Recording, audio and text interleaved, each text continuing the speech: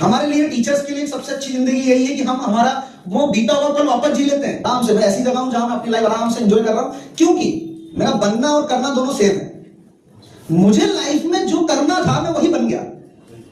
तो एक थॉट है, अगर आप जीवन में ऐसा काम कर रहे हो जो आपका मनपसंद काम है, फिर आपको एक भी दिन काम करने की जरूरत क्यों? क्योंकि आप क्या कर रहे हो? एंजॉय कर रहे हो। तो सबसे पहला पॉइंट ये है कि आप अपनी लाइफ में ये पहले डिसाइड कर लो कि आपकी हॉबी, आपकी जो रुचि है वो किस काम में है। क्योंकि बेटा अगर वही कैरियर बन गया ना तो लाइफ सेटल, फिर मजेदार लाइफ जीते हो आप सिर्फ पैसे कमा, सेकेंडरी ऑप्शन हो जाता है सर, वो आपकी प्रायोरिटी नहीं रहेगा।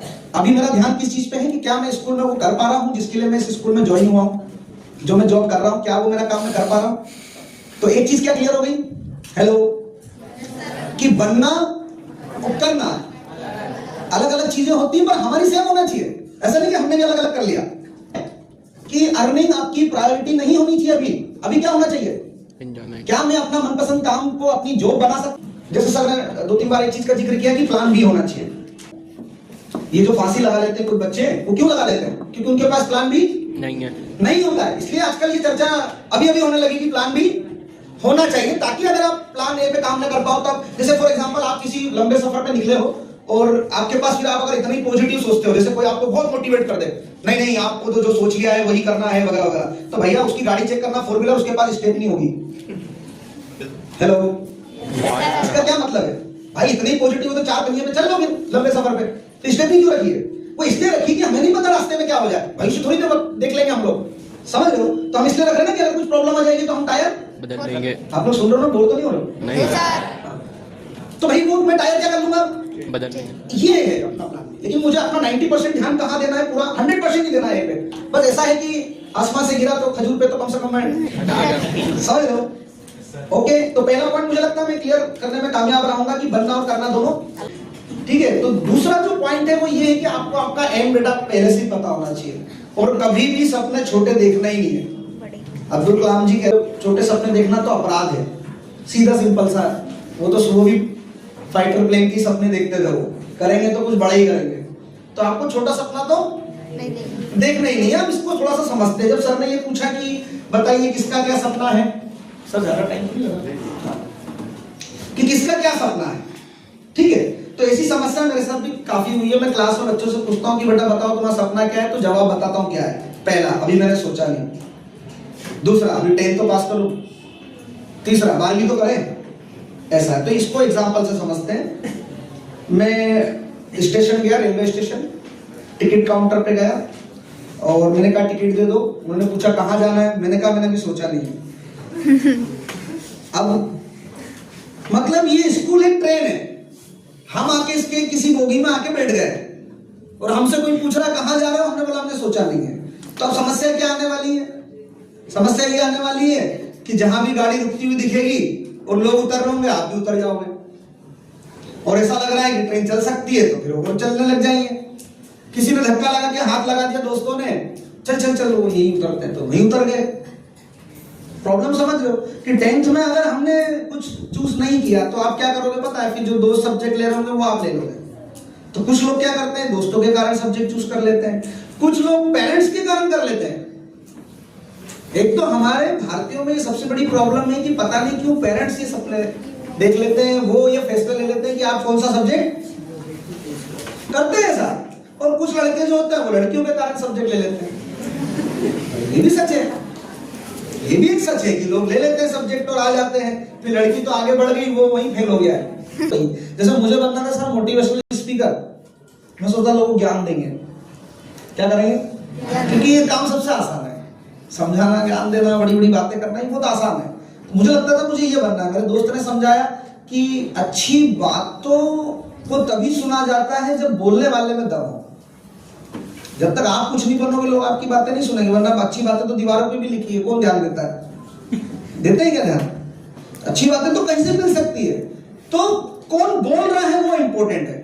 जब भी तो मैं भी कोई थॉट बोल रहा हूं तो बोल रहा हूं ना डॉक्टर कलाम, ताकि तुम्हें बड़ा नाम लगे तो हाँ यार फिर तो इंपॉर्टेंट बात है, समझ रहे हो? तो नाम इंपॉर्टेंट। तो उन्होंने बोला कि पहले मेरे दोस्त ने बताया कुछ बन, तो फिर मैं टीचिंग लाइन में आया और सौभाग्य ये रहा है कि देखो मैं खड़ा होकर काम तो वही कर रहा हूँ जो मुझे एक्चुअल में पसंद है, कि मैं आप लोगों से बात कर रहा हूँ, आप लोगों को मोटिवेट करने की कोशिश कर रहा हूँ। तो पहली पॉइंट थी कि करना और बनना क्लियर। दूसरा टॉपिक था कि आपको एम डिसाइड हो, अपना कोई गोल आपका एक डिसाइड हो कि मुझे ये बनना है। शॉर्ट में 2 चीजें और बता देता हूँ। तीसरा, अनुशासन की बात की सर ने। तीनों चीजें क्लियर हो गई। पहली बनना और करना। दूसरी, आपकी हॉबी ही आपका करियर बने तो ये सोने पे सुहागा होगा, वरना फिर अर्निंग तो होगी, घुटन भी होगी। वो ये था कि 2 दोस्त थे और अचानक उनको एक ऐसी घड़ी मिली जिससे गायब हुआ जा सकता है। इसी काल्पनिक कहानी पर मजेदार है।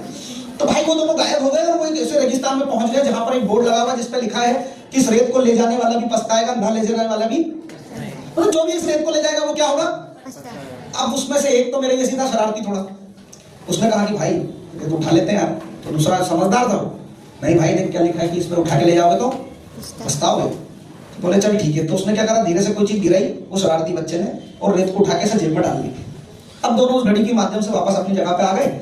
अब जैसे ही उस दोनों बातचीत कर रहे थे, एकदम से उसने दोस्त ने जेब में हाथ डाला और उस रेत को निकाला और रेत सोने की बन गई। अब उस बोर्ड पे लिखी हुई बात पे जाते हैं, जो नहीं लेकर जाएगा वो भी पछताएगा। मतलब जो लेके नहीं गया वो तो पछता ही रहा है ना, क्योंकि रेत काय की बन गई और सोने का भाव अभी आपको पता है क्या हो गया। तो थोड़ी सी रेत भी उसके लिए तो सोने की बन गई, महंगी हो गई ना। लेकिन जो ले गया वो भी पछता रहा। बताओ क्यों? क्योंकि उसने बाकी जेब भी देखे कि यार मेरे पास तो और भी जेब थे। समझ में आया? सेमिनार में ये होता है कि जो लोग बैठे हैं वो जो यहाँ से लेकर जाएंगे वो भी पछताएंगे और जो नहीं लेके जाएंगे वो भी पछताएंगे। तो आप कोशिश करो कि जितने जेब हैं सब में बटोर लो। बातें देखो कौन कितनी बातें अच्छी कर रहा है, सुनने में सब अच्छी लगती है। इंपॉर्टेंट ये है बेटा कि अप्लाई कितना करा। आज हम यहाँ आके खड़े होकर बोल पा रहे हैं ना, तो हमने जो थॉट पढ़े होंगे ना वो सिर्फ हमें अच्छे नहीं लगे होंगे, हमने अप्लाई भी किए। सुनने में सब बातें अच्छी लगती है, इंपॉर्टेंट है आपने। तो जब अपन नेक्स्ट टाइम मिले कभी ऐसी किसी मौके पे तो आप बता सको कि हमने सर इसको अप्लाई किया, ये थॉट मुझे बहुत पसंद है और मैं इसको आज जी रहा हूँ। 4 लाइन। और ये उस चीजों के लिए कि कई बार पेरेंट्स आपके खिलाफ होंगे कि मुझे ये नहीं ये बनो, तो ऐसा लगता है मेरी हॉबी तो इसमें, सर ने कहा है कि जो रुचि के अनुसार वही काम करो। भले वो किसानी कर लो, आप रियलिटी बता बेटा। अगर किसानी करना अच्छा लगता है इट्स ओके भैया। अगर किसान नहीं बचेंगे खाओगे क्या? अच्छे लोग, पढ़े लिखे लोग, समझदार लोग किसान भी होने चाहिए। जरूरी थोड़ी कि जो नहीं बच रहे हैं, जो पढ़े लिखे नहीं है, सब बस वही उस क्षेत्र में जाए। हम तो कह रहे ड्राइवर भी पढ़ा लिखा हो ताकि पी के ना चलाए। जो काम पसंद है एंजॉय करो, लाइफ बिल्कुल लग्जरी बीतेगी, अच्छे से जियोगे। ओके, तो 4 लाइन इन्हीं चीजों पे कि अपनी हॉबी पे आजमाओ। भले जीवन में हमारा कहना है भले मैं जीवन में असफल हो जाऊंगा, पछताऊंगा नहीं, क्योंकि लगेगा फैसला मेरा था। एक थॉट है, थॉट सुनना बहुत प्यारा थॉट है ये कि अपने सपने पूरे करो। जो आपने सपना देखा उसके लिए मेहनत करो, वरना किसी और के सपने पूरे कर रहे होंगे आप। चाहे आपका बॉस है जिसका सपना है कि मुझे 2-3 फैक्ट्री और बढ़ानी है, हो सकता है उसके वहां जॉब करके उसका सपना पूरा कर रहा हो। इससे अच्छा तो क्यों ना अपन अपना सपना पूरा करें ना भाई। तो 4 लाइन सुनिए कि मुझको ना रोकिए ना ये नजराने दीजिए, मेरा सफर अलग है मुझे जाने दीजिए। मुझको ना रोकिए ना ये नजराने दीजिए, मेरा सफर अलग है मुझे जाने दीजिए। ज्यादा से ज्यादा होगा ये कि हार जाऊंगा, ज्यादा से ज्यादा होगा ये कि हार जाऊंगा। किस्मत तो मुझे अपनी आजमाने दीजिए। बस, थैंक यू।